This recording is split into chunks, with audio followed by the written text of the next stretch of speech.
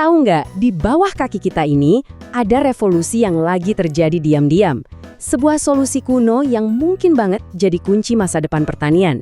Hari ini, kita bakal kupas tuntas sebuah penelitian yang nunjukin gimana jamur bisa mengubah total cara kita menanam pangan.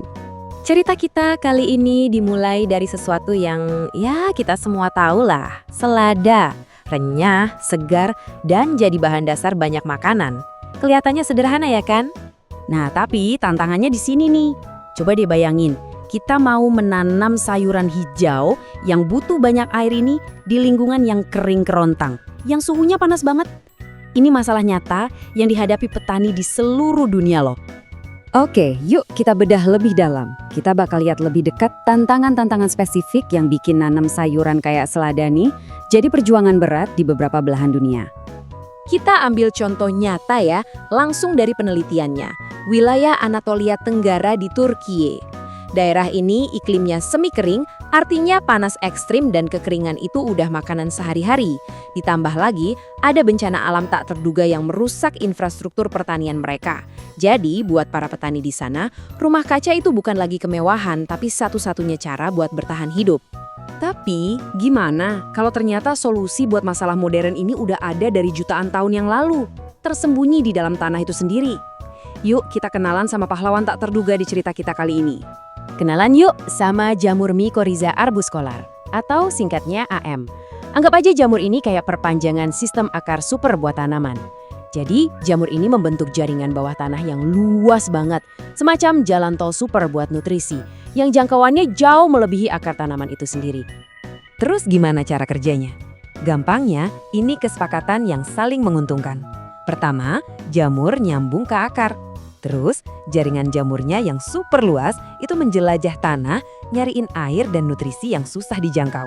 Nah, terakhir mereka barter. Jamur ngasih nutrisi penting ini ke tanaman, dan sebagai gantinya, tanaman ngasih makan jamur pakai gula dari hasil fotosintesis. Pinter banget kan?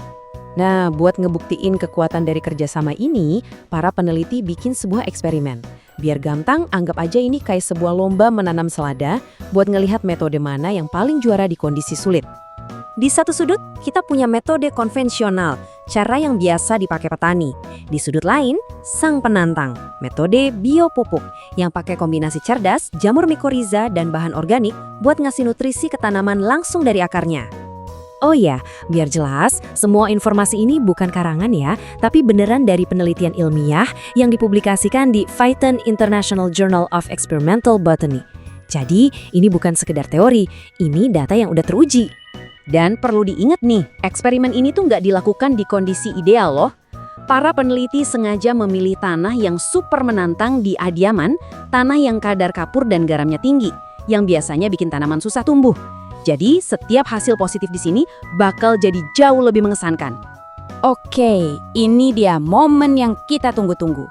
Setelah berminggu-minggu tumbuh di bawah kondisi yang persis sama, datanya pun terkumpul.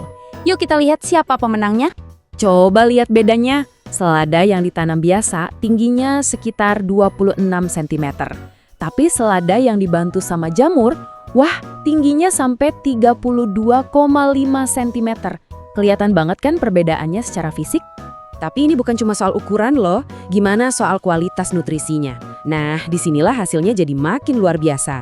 Kandungan vitamin C di selada konvensional itu sekitar 16 mg per 100 gram. Sementara itu, selada yang pakai biopupuk punya hampir 29 mg.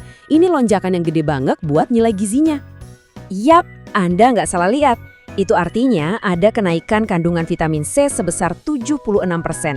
Jadi, metode ini nggak cuma menghasilkan selada yang lebih besar, tapi juga selada yang jauh lebih sehat buat kita makan.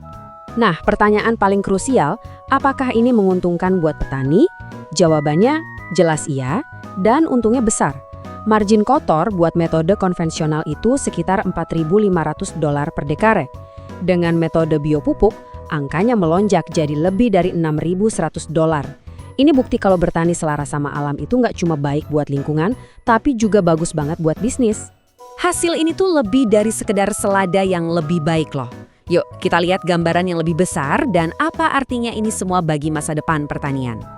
Kalau kita bandingin langsung, perbedaannya kayak langit dan bumi.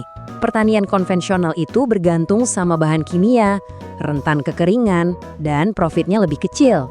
Sebaliknya, pendekatan biopupuk ini ramah lingkungan, bikin tanaman lebih tahan banting terhadap kekeringan, menghasilkan makanan yang nutrisinya lebih tinggi, dan yang paling penting, jauh lebih menguntungkan buat petani.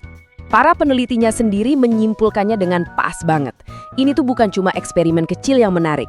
Ini adalah sebuah model yang bisa diperluas. Sebuah cetak biru untuk sistem pangan yang lebih kuat dan berkelanjutan, yang bisa mengurangi ketergantungan kita sama pupuk kimia.